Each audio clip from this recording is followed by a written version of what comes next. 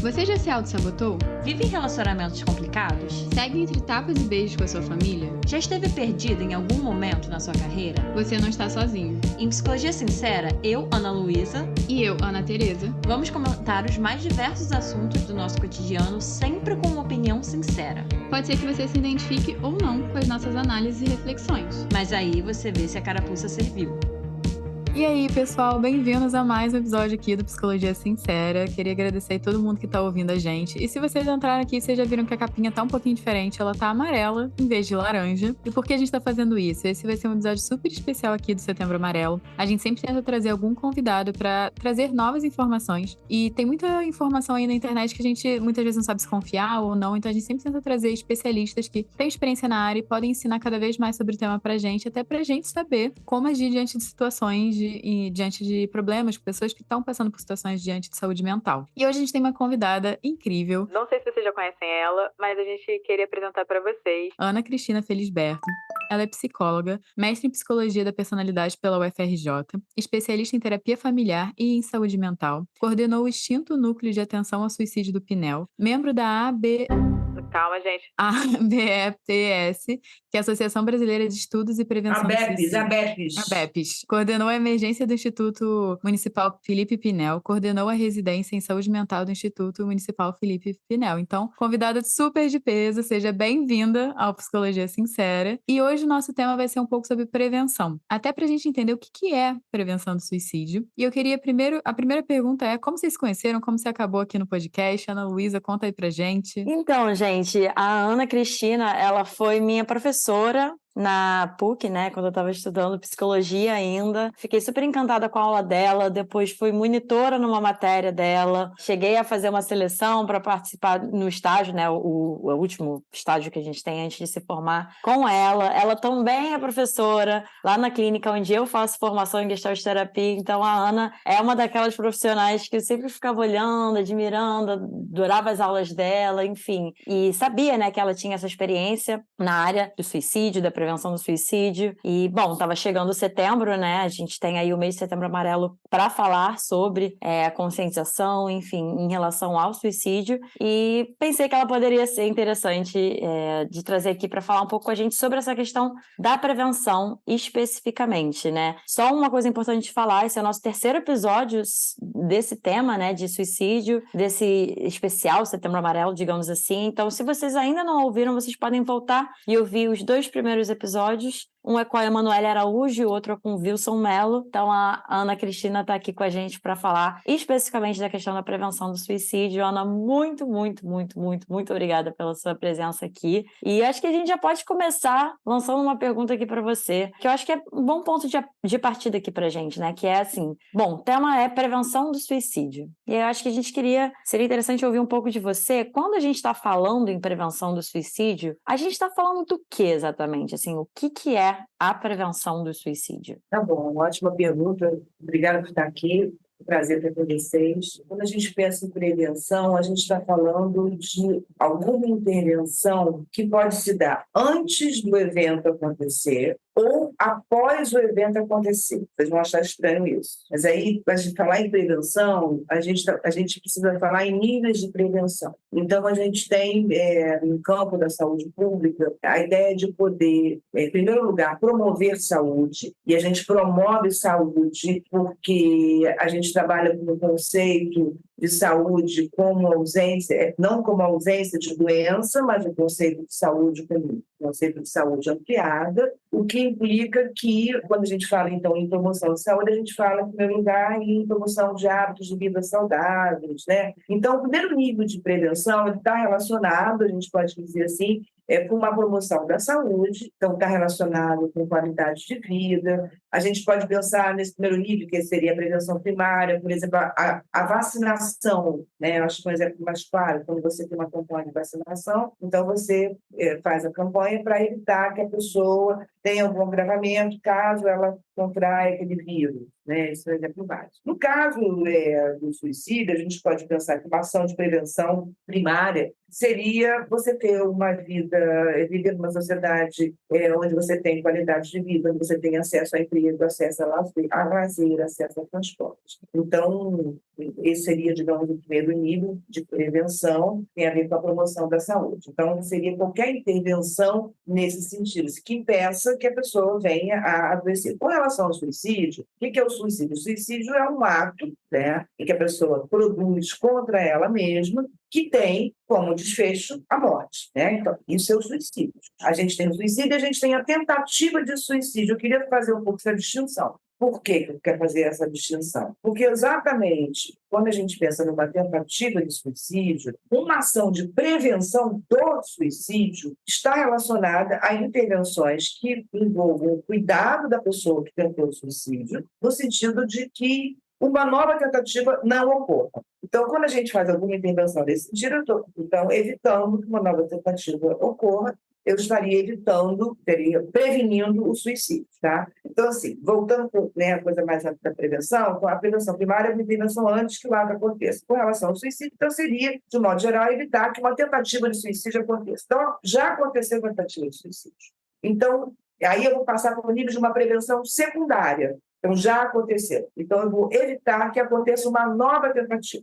E aí a gente tem um nível de prevenção terciária também, que aí, né, pensando em termos da saúde, sim, o suicídio é um fenômeno que está relacionado a transtornos mentais. Então, quando a gente, por exemplo, encaminha a pessoa com tratamento, né, a pessoa entra em tratamento de saúde mental, nós estaríamos, digamos, evitando que ela volte a cometer uma nova tentativa, então eu teria um nível de prevenção secundária. O nível de prevenção terciária seria, aí vou dar um exemplo da saúde mental, né? Você tem uma doença mental instalada, por exemplo, uma esquizofrenia, então seria alguma ação no sentido de produzir uma reintegração da pessoa na sociedade. E tem uma coisa importante com relação ao suicídio, que é a chamada pós-venção. O que é a pós-venção? Quando a gente tem uma pessoa que comete suicídio, é preciso um cuidado com o que a gente chama de sobreviventes. Tá? Porque os sobreviventes, que são as pessoas, né, que perderam entes queridos por suicídio, eles precisam ser cuidados. Então, quando a gente desenvolve algum cuidado com essas pessoas, a gente diz que a gente está trabalhando com pós-venção, que seria uma prevenção também, no sentido até de uma tentativa, porque um fator de risco relacionado ao suicídio é se você tem alguém próximo de você que se suicidou. Não sei se foi claro, se acha que Eu estava aqui já sentada me sentindo numa aula, Ana, mas enfim. Eu acho que fez sentido, assim, eu ia comentar, na verdade, exatamente do que você trouxe agora na questão, quando você falou da pós-venção, eu lembrei exatamente disso, né, que eu acho que é um dado importante a gente trazer aqui, desse fator de risco, né, que é quando já tem um caso de morte por suicídio na família, isso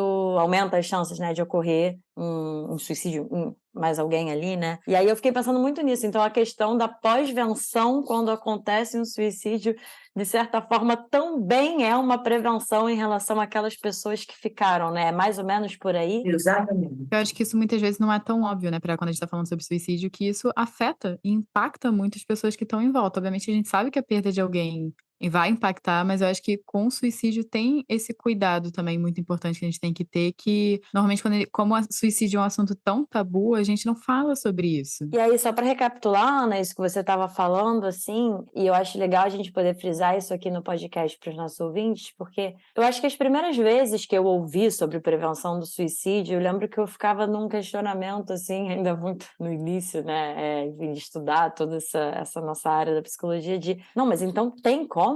Então tem como prevenir um suicídio, né? Assim, isso é uma forma muito, muito talvez simplória de colocar, né? Mas então você está falando assim, e aí eu acho que é isso que a gente queria entender um pouco mais aqui ao longo do episódio, né? Eu sei que a gente ainda vai tocar em alguns pontos, mas quando a gente fala então de prevenção do suicídio, a gente está falando de ações que, enfim, enquanto indivíduos e aí também enquanto profissionais e enquanto sociedade, né? Ampliando, cada vez mais são ações que a gente pode tomar para promover saúde, que promovendo saúde a gente consegue tentar prevenir ou prevenir o suicídio, é mais ou menos por aí? E promover saúde e também, aí quando a gente fala de suicídio, né, então lembrando que o suicídio ele tá muito, é um fenômeno complexo, então multideterminado, né, então vocês entenderem a questão do suicídio dentro de uma leitura biopsicossocial, né, mas é muito frequente, tá, que o suicídio esteja relacionado a abuso de substâncias e transtornos mentais. Então, quando a gente fala, por exemplo, em encaminhar alguém para um tratamento adequado, nesse campo da saúde mental, a gente está, de um modo geral, também fazendo prevenção de suicídio, mesmo que não tenha ocorrido uma tentativa de suicídio, né? Então, claro que é óbvio se houve uma tentativa, então é preciso a programação rápida de acolhimento, de tratamento, de acompanhamento. Inclusive, o risco da pessoa cometer suicídio na primeira semana ele é grande, no primeiro mês, né? Então, e aí, claro, o profissional vai fazer uma avaliação de risco e ver qual seria a intervenção mais adequada. E tem a ver com o que eu pensei aqui agora, para perguntar para você, porque assim, agora te ouvindo eu pensei, caramba, a questão da prevenção do suicídio, essas ações podem ser feitas antes até do próprio suicídio, até antes mesmo de uma pessoa, no caso, estar pensando sobre isso, né? Porque quando a gente fala de promoção de saúde, é isso, é não esperar chegar nem no ponto da pessoa estar pensando em tentar, né? E aí isso fala, e eu queria ouvir um pouco mais de você, dessa questão do conceito de saúde ampliada, né? Assim, de quando você fala promoção de saúde, que saúde que a gente está falando? Assim, como que é isso? O que é essa saúde ampliada que é importante da gente promover e que pode, né, ajudar na prevenção do suicídio? O conceito de saúde ampliada precisa primeiro fazer uma distinção, né? O conceito tradicional de saúde, tradicionalmente se pensava a saúde como uma ausência de doença. Então, quando a gente fala no conceito de saúde ampliada, a gente está pensando a saúde como qualidade de vida e não como ausência de doença. Então, como é que eu vou dizer que alguém tem saúde? Então, como é que eu vou dizer, por exemplo, que uma comunidade específica, eu tenho, então, um nível de saúde bom, né? Então, assim, para poder avaliar o nível de saúde de uma comunidade, por exemplo, ou de uma família, enfim, ou de um indivíduo, tradicionalmente se pensava, então, se a pessoa não está doente, então ela tem saúde. Beleza, isso é um modelo tradicional. Quando a gente fala em saúde ampliada, eu vou dizer que a pessoa tem saúde quando ela tem hábitos saudáveis de vida. Tá? Então, quando ela se alimenta de maneira adequada, quando ela tem uma boa qualidade de sono, quando ela tem acesso a uma rede social, quando ela tem acesso a lazer, quando ela tem acesso ao trabalho. Então, para poder pensar na saúde, eu tenho que pensar na vida da pessoa, né? Então, assim, como é que está a vida dessa pessoa? Então, é nesse sentido, de fugir da ideia de saúde como ausência de doença. Eu adorei esse conceito que você trouxe, né, de saúde ampliada, porque muitas vezes a gente só vai procurar ajuda quando, não quebrou? Tá andando, tá funcionando, dá para levar? A gente vai indo. E a gente começar a pensar no sentido de como é que tá a nossa qualidade de vida mesmo, porque muitas vezes tem pessoas, assim, que a gente até vê no nosso consultório que chegam que ou estão completamente absorvidas ali pelo trabalho ou por uma série de outras questões que só porque meio que o carro não quebrou, vamos continuar vivendo a vida, não se alimenta direito, não faz exercício, não dorme bem. E isso é muito legal de você trazer, de mostrar o quanto isso é importante para a nossa saúde mental e para a nossa saúde no geral também. Eu tô pensando aqui também, quando a gente pensa na psicoterapia, né, exatamente disso, assim, outro dia eu tava vendo, eu não sei o que era, mas era em alguma rede social, de, assim, outros benefícios que a psicoterapia pode ter, para além de, por exemplo, eliminar ou reduzir um sintoma, né, e eu fico um pouco com isso, assim, porque às vezes a pessoa não tem nenhum sintoma físico, aí quando a gente pensa no sentido da doença, né, sei lá, clássica que nossos ouvintes conhecem muito bem, a ansiedade, às vezes a pessoa, tudo bem, ainda não tem nenhum sintoma físico de um transtorno de ansiedade. Beleza, mas assim, eu tô pensando, mas como que tá a qualidade das relações dessa pessoa? Como que estão os hábitos dela, né? Como que tá a vida, né? E eu acho que tem um pouco a ver com isso. E aí, falando, né, a gente não precisa necessariamente esperar a gente aparecer um sintoma pra gente buscar uma ajuda, pra gente buscar uma terapia, no caso, né? Olhando para esse conceito que a Ana Cristina tá trazendo pra gente, de saúde, dessa forma ampliada, em relação à vida de vocês, as nossas vidas, como que estão todas essas áreas, eu tô entendendo que engloba, né, todas essas áreas. Aí fica esse questionamento, né? A gente aqui falando, tanto a gente aqui no podcast, quanto quem está ouvindo, como que está a saúde de vocês nesse momento, né? Eu queria só complementar, acho que é importante, você trouxe essa coisa, né, do nosso paciente, psicoterapia, e uma pergunta importante para mim é como está a pessoa com relação à vida dela, como é que ela está se sentindo com relação à vida dela, se ela está satisfeita com a vida dela, se ela tem um projeto de vida, como é que está esse projeto de vida, se esse projeto de vida ele é um projeto viável. Eu estou trazendo isso porque isso, inclusive, na clínica, quando eu vou trabalhar para que a pessoa não venha a cometer uma nova tentativa de suicídio, uma das coisas que eu sempre trabalho é no sentido da construção ou revisão do projeto de vida, porque muitas vezes a pessoa tem um projeto de vida que não é viável naquele momento, então ela vai ficar frustrada, ela vai ficar deprimida. Então, ajustar o projeto de vida às possibilidades do momento daquela pessoa, né? E trabalhar nessa direção é trabalhar com promoção de saúde, é trabalhar com prevenção do suicídio, né? Mesmo que não tenha, digamos, uma depressão, uma ansiedade, algum transtorno relacionado. E eu acho que isso entra, Ana, na nossa próxima pergunta, assim, você comentou sobre níveis de ajuda, né? E aí queria que você falasse um pouco mais, assim, o que são esses níveis de ajuda, pensando na questão da prevenção do suicídio. Já é um pouco disso que a gente está falando, dessa questão, né, que a gente está falando o tempo todo aqui da promoção de saúde, mas quais são esses níveis de ajuda? Primeiro, identificar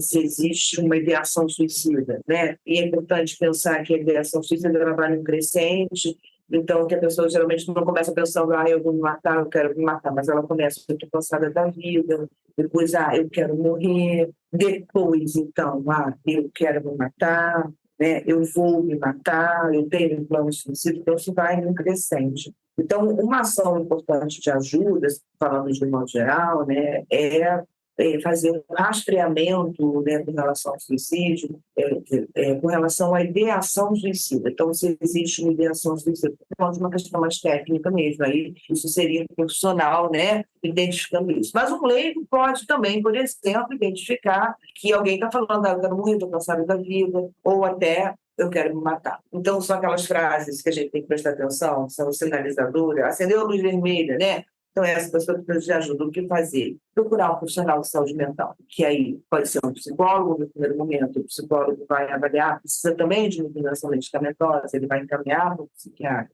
No caso, por exemplo, a gente fala do SUS, né? Então procurar um serviço de saúde da família, e aí o profissional da família ele vai saber também identificar, se ele não puder identificar, ele vai encaminhar para um especialista. Então, estou falando já um pouco da ajuda nesse sentido, né? Quer dizer, do tratamento, né? Então, você inserir a pessoa no tratamento. E se existe uma ideação suicida, que é aquela coisa básica, né, que a gente já sabe, que é de evitar o acesso a objetos importantes, se a pessoa mora num andar alto, na grade da janela, mas é óbvio isso tudo tem que passar por uma avaliação de profissional, que vai fazer a avaliação de risco, né, porque pode ser que ele precise, né, de uma intervenção, de ficar, por exemplo, num CAPS, num acolhimento intensivo, que ele não possa ficar durante a fase de crise junto com a família. Então, seria um nível de ajuda, vamos dizer assim, né? Trazendo aplicação da saúde mental mesmo, né? E aí ainda, Ana, dentro desse conceito também de saúde ampliada, que eu acho que é um ponto, assim, muito importante a gente frisar aqui no episódio, o que são esses determinantes da saúde? Eu sei que esse é um termo mais de um conceito, né, digamos assim. Eu lembro de estudar isso na época da faculdade, mas, bom, a gente está aqui no podcast justamente para tornar essas informações mais acessíveis, para as pessoas poderem entender um pouco mais do que a gente está falando aqui. Então, queria que você falasse um pouco, assim, dos determinantes da saúde. Isso está dentro desse conceito de saúde ampliada? Quais são? Como que isso está dentro de toda essa conversa que a gente está tendo até agora de promoção de saúde? O que são esses determinantes? Eu vou trazer para a saúde mental, porque é o que a gente está falando aqui, né? Vou trazer para a ideia de indicadores, talvez. O que indica que alguém tem saúde mental? Então, essa pessoa, ela se relaciona com outras pessoas socialmente, ou ela está isolada? Porque o isolamento é, digamos, alguma coisa que a gente tem que prestar atenção, pode estar relacionado à depressão ou até algum transtorno mental mais grave, né? Então, como é que está a vida dessa pessoa, como é que estão as relações dela, como é que está a saúde dela, física também. E aí, poder pensar, quer dizer, que a gente não tem só uma mente, a gente tem um corpo também, né? Está tudo conectado. E muitas vezes, assim, quando você tem até algumas questões assim, metabólicas, algumas questões hormonais, isso tudo vai afetar o humor, pode afetar o sono. Então, poder pensar em determinados da saúde é pensar nessa pessoa como um todo, isso trazendo para esse campo aqui, né? Olhar para tudo que pode envolver a saúde dela. Então, social, se ela tem trabalho, se ela não tem, se ela tem acesso a tratamento, essa é uma questão importante, porque acesso a tratamento é também um indicador importante. Se a pessoa não tem acesso ao tratamento que ela precisa, então a gente já tem aí um problema. Eu ia perguntar exatamente isso, Ana, assim, de onde que o social, e agora quando eu falo do social, não é né, no sentido de vida social, mas desse campo social enquanto sociedade, quanto que isso está dentro, né? Eu não sei se a gente vai conseguir entrar muito nesse assunto aqui no podcast, mas eu também acho importante de frisar, porque quando você estava falando de acesso ao lazer, acesso ao tratamento. Assim, se a gente pensa no conceito de saúde ampliada, né, de que tem pessoas que não têm acesso nem ao básico. Então, estou pensando assim, isso está dentro, isso entra junto, e aí eu fiquei pensando no quanto que a prevenção do suicídio, se a gente olhar desse viés, vira uma questão de saúde pública, né? Porque aí a gente não está, assim, tal, não está, enfim, a gente sabe que no Brasil, muitas pessoas, arriscaria dizer a maioria, talvez não tenha acesso ao básico, né, enfim, de dignidade ali, para poder estar dentro desse conceito que a gente está chamando de saúde, assim. Faz sentido isso que eu estou falando? Queria ouvir um pouco de você em relação a isso, que me veio isso aqui agora, assim, se está dentro, né? Essas pautas estão dentro disso tudo que a gente está falando. Como você fala do acesso ao básico, né? Então, você pensar se essa pessoa tem... Quer dizer, o Brasil é dividido, para mim, em norte, sul e centro-oeste, né? Assim, tem várias regiões, mas assim, você vai... Então, a gente tem o sul, que é mais rico, mais desenvolvido, né? E aí você tem uma disparidade, uma desigualdade no país, né? Então, você tem regiões, né, muito carentes de tudo. Carentes não só de acesso à saúde, a serviços de saúde, mas acesso a saneamento básico, né? Acesso ao trabalho, enfim. Claro que a gente tem políticas sociais que visam garantir isso, que são super importantes, mas eu acho que tem uma coisa que você falou que eu fiquei pensando, assim, que é pensar assim, com relação ao suicídio. Se a gente tem, por exemplo, índices de desemprego grande, isso pode ser um fator que pode vir a produzir uma depressão, por exemplo, uma ansiedade, e depois, consequentemente, claro, né, associada a outras questões, você ter até uma questão, né, de suicídio. Eu lembro, na época do Collor, que quando ele entrou, ele teve resgate da poupança, acho que nem eram nascidas ainda, né? Eu lembro bem desse momento, que algumas pessoas se mataram naquele momento. Porque as pessoas, assim, pessoas que tinham dinheiro, vamos dizer, sua reserva lá na poupança, que era a poupança, o resgate da poupança. Pessoas não tiveram acesso à poupança, né? Então, assim, imagina, você tem lá toda a sua vida programada, você tem um dinheiro guardado, sei lá, sua aposentadoria, você botou lá na poupança, na época era isso que se fazia, né? Era uma prática comum, de repente você não tem mais acesso. Aí você, caramba, não tem saída, porque o suicídio ele tem a ver também com essa ideia, né, de que não tem saída, né? A pessoa não vê saída. Então, dependendo do contexto social, do momento social, né, se o momento social for muito difícil, pensar em questões de guerras, catástrofes, né, onde as pessoas perdem, questão da violência, que está associada ao suicídio também, né, a exposição à violência, que são fatores de risco. Então, a gente pensar, digamos, o mundo ideal seria um mundo onde não há desigualdade, onde todo mundo, né, trabalha, tem renda, né? Tem acesso à saúde, o que não quer dizer que não exista suicídio em países em que você tem tudo isso garantido, porque o suicídio é muito determinado, então você tem outros fatores, inclusive transtornos mentais, né? Então é complexo, né? São vários fatores. E usando a sua fala, eu queria até usar como gancho para você falar um pouco para a gente a diferença entre fatores de risco e fatores de proteção, já que você está me falando que, obviamente, tem todos esses fatores aí que talvez protejam, né? Mas explicar um pouco a diferença entre fatores de risco e fatores de proteção. Acho que a relação, na verdade, né? A relação com esse gancho, assim, entre os fatores de risco, alguns que você já trouxe, e, enfim, e outros riscos e o que são os fatores de proteção dentro disso? Com relação ao suicídio, vou pensar fator de risco, isolamento social. O que é fator de risco? É assim, você tem situações, tá, que na presença daquelas situações, nós podemos encontrar um número expressivo, vamos dizer, de suicídios ou de tentativas de suicídio. Isso não quer dizer que eu tendo aquele fator de risco que seja o fator de risco que vai causar o suicídio. Então, é importante compreender. Então, quando a gente fala em fator de risco, eu não estou falando que isso causa aquilo. Então, o isolamento social produz suicídio. Não é isso que eu estou dizendo. O que eu estou dizendo é que o isolamento social está relacionado a um alto índice de suicídio. Assim como pessoas casadas tentam menos suicídio do que pessoas solteiras. Homens se matam mais do que mulheres. Aí, para tentar entender por quê, tem vários fatores relacionados a isso. Então, por exemplo, quando a gente fala é homem ou é mulher, nesse sentido, de um modo geral, agora, por que o homem se mata mais? Isso tem a ver com o método que o homem usa. Tá? Geralmente são métodos mais violentos. Né? Então, tem várias coisas relacionadas, mais fatores de proteção. Então, seria tudo aquilo que protege a pessoa. Então, por exemplo, evitar acesso a objeto cortante, evitar acesso a situações que poderiam produzir envenenamento, chumbinho, evitar, não deixar a pessoa sozinha, por exemplo.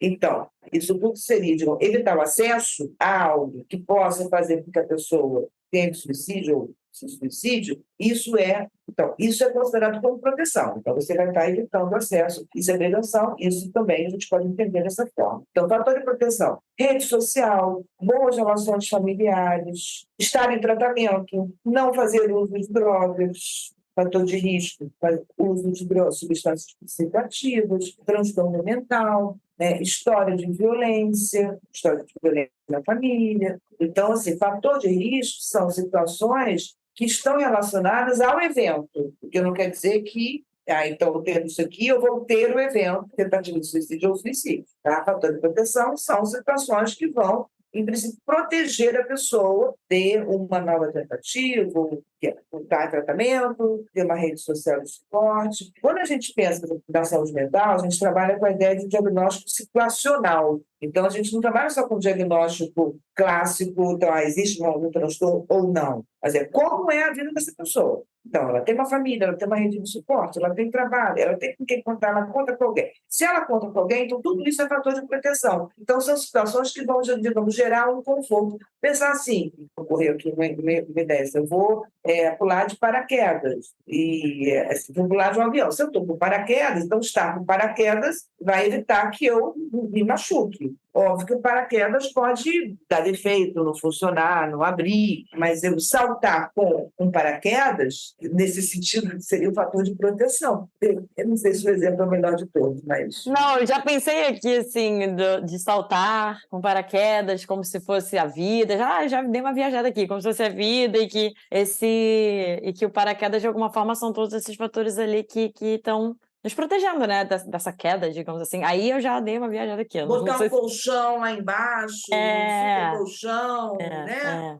Então são coisas que vão te protegendo, né? Da queda, né, se a gente pensar aqui na vida. E aí, Ana, a gente falou muito sobre essa pergunta quando a gente estava pensando no episódio, né, que eu acho que é uma boa pergunta para a gente fechar, assim, só para a gente fazer um pouco de uma recapitulação de tudo que a gente falou aqui, então, né? Existem, então, atividades que podem ajudar a promover a saúde? Eu sei que a gente foi falando de vários... Assim, a gente está falando disso o episódio todo, mas que é uma boa forma da gente fechar, assim, para dar essa recapitulação, né? Se existem, então, essas atividades que podem ajudar a promover a saúde e, com isso, ajudar, né, em toda essa questão da prevenção do suicídio. Eu vou dizer que, para mim, o primeiro ponto fundamental são as relações sociais. Então, atividades que envolvam interações sociais. Às vezes a pessoa não está com vontade de sair de casa, mas assim, se forçar a sair de casa, não gosto de fazer atividade física. Atividade física está relacionada à qualidade de vida, então é ótimo para quem tem ansiedade, né? Tem estudos que mostram em relação à depressão leve, esse é o efeito da atividade física regular, aeróbica, em caso de depressão leve, enfim. Mas não só, né, vamos dizer, fazer atividade física, mas podemos fazer atividade física em grupo, em interação, podendo estar estar em interação, podendo estar no mundo. São as duas coisas que me ocorrem, assim, seriam mais importantes. Eu achei legal que você trouxe muito essa questão da interação social, que muitas vezes a gente subestima um pouco o poder que as nossas relações têm. Obviamente a gente sabe, né, que é importante estar ali com a família, com os amigos, mas eu acho que muitas vezes a gente não é tão óbvio a gente associar o quanto isso também está relacionado à saúde. Ter essas relações saudáveis e nutrir. Porque tem gente até que fala, é pra ser, será, e eu falo, gente, é importante nutrir também as nossas relações, faz parte de um aspecto também da saúde mental. Não, e eu tava lembrando, inclusive, Ana, a gente fez um episódio sobre felicidade, eu acho que tem receita para felicidade, alguma coisa assim. É uma pergunta, né? Não uma afirmação, porque não tem receita, mas a gente fala de um estudo que falava, enfim, que olhava para o contexto das pessoas e como que as pessoas que se avaliavam mais felizes, né, ou menos felizes, enfim, e o estudo traz muito isso, assim, da importância das relações, trouxe isso como, digamos assim, como se fosse uma chave ali, né? A qualidade das relações como o maior fator de promoção de bem-estar e felicidade, digamos assim, né? Então faz muito sentido com o que você está trazendo. Eu queria falar uma coisa importante. Quando eu fui trabalhar com a redução de suicídio, eu estava no Tunel, fui trabalhar com pessoas que tentaram suicídio. O que me chamou mais a atenção naquele momento, aí eu fui estudar isso. E eu perguntava, né, por que elas tinham tentado suicídio.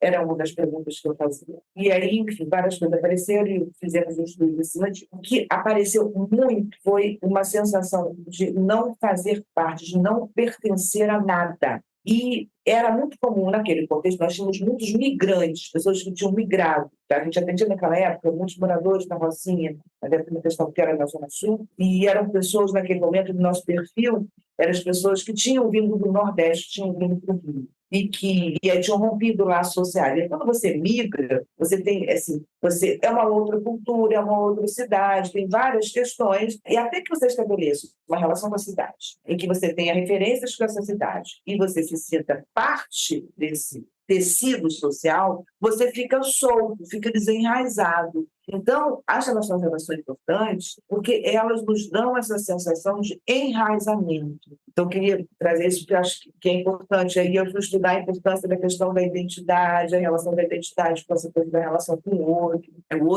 Então, o eu, quem eu sou, tem a ver também com as relações, tem a ver com aquilo que eu gosto. Né? Então, é comum, às vezes, você perde alguém, morre alguém, você se sente meio estranho, como se você não soubesse quem você é, porque é isso. A minha noção, inclusive, de identidade, ela passa pela minha relação com o outro. Então, essa questão que é importantíssima, na minha opinião, que é a questão do pertencimento. Então, a atividade, nesse sentido de interação, que envolve relação com o outro, no qual eu possa estabelecer uma relação de pertencimento. Importantíssimo, tudo isso que você me falou, assim, eu adorei ouvir isso, porque, de fato, assim, essa sensação é até uma sensação que eu busco, assim, na minha vida pessoal, né, de sentir que eu pertenço, sentir que eu tô ali fazendo parte do grupo. Eu acho que é uma sensação que todos nós, assim, em algum grau, estamos procurando na hora de se relacionar. E, Ana, pra gente fechar, assim, você tem alguma indicação de leitura que você acha que seria importante da gente poder dar para os nossos ouvintes, a gente colocar aqui, gente, inclusive na descrição do episódio, alguma coisa, alguma cartilha? Alguma série, algum filme para fazer refletir também? Sobre o tema da prevenção, série, filme, não. Mas sobre o tema da prevenção do suicídio, eu vou colocar depois disponibilizado. Tem uma cartilha que eu escrevi, foi um projeto do Comitê Internacional da Cruz Vermelha, então, é uma cartilha sobre violência, sobre saúde mental, e é fácil acesso, chama-se Cuidado ajuda a reatar laços, tenta jogar na internet, foi um projeto que nós fizemos com os agentes comunitários de saúde, o resultado disso foi essa cartilha, onde nós falamos sobre saúde mental e violência de uma maneira, assim, para ler, né? Então, que dá para entender. E aí tem os manuais que a gente pode estar disponibilizando também, do Ministério da Saúde, da Organização Mundial de Saúde, que eu acho que é o melhor material que a gente pode estar passando nesse sentido. É isso, galera. Vocês já sabem tudo que a gente tem aqui de informação para passar para vocês, de indicação, a gente vai colocar aqui na descrição do episódio.